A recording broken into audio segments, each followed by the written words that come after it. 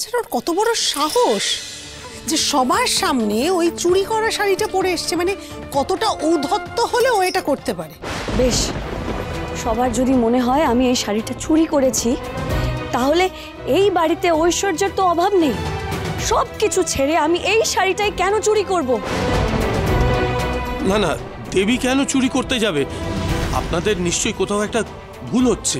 শুনুন, আপনি বাইরের লোক, আপনি আমাদের পরিবারের ব্যাপারে একদম নাক গলাবেন না।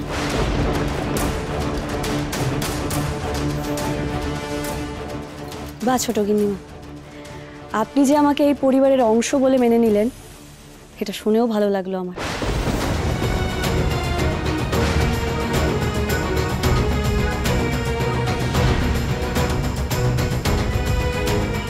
হ্যাঁ, আমার কাছে কোনো প্রমাণ নেই যে এই শাড়িটা আমাকে তমসা দিদিই দিয়েছিলেন, কিন্তু আজ সবার সামনে দাঁড়িয়ে আমি জোর গলায় বলছি, আমি যা বলছি মিথ্যে বলছি না, সত্যি বলছি।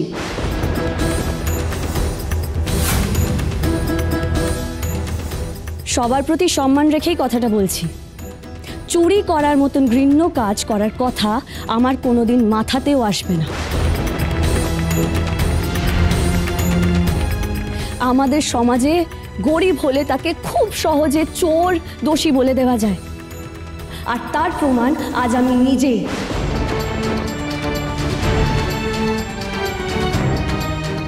কিন্তু মিথ্যে অপবাদ আমি কোনোদিন সহ্য করিনি আর করব না।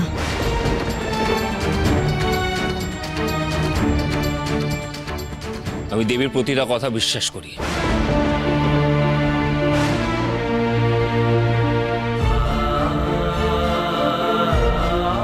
দেবী যা বলছে ঠিক বলছে,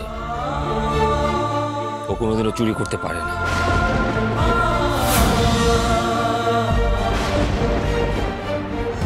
এই বিষয় নিয়ে আমি আর একটা কথাও শুনতে চাই না। অনেক হয়েছে, অনেক হিউমিলেট করা হয়েছে ওকে, আর না।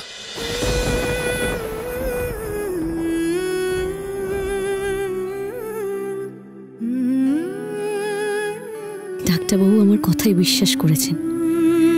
উনি যেভাবে আমার পাশে, আমার পরিবারের পাশে থাকছেন, ওনার কাছে আমার কৃতজ্ঞতার শেষ নেই। সত্যি হয়তো বৈবাহিক সম্পর্ক এভাবেই পরস্পরকে বিশ্বাস ভরসা দিয়েই শুরু হয়।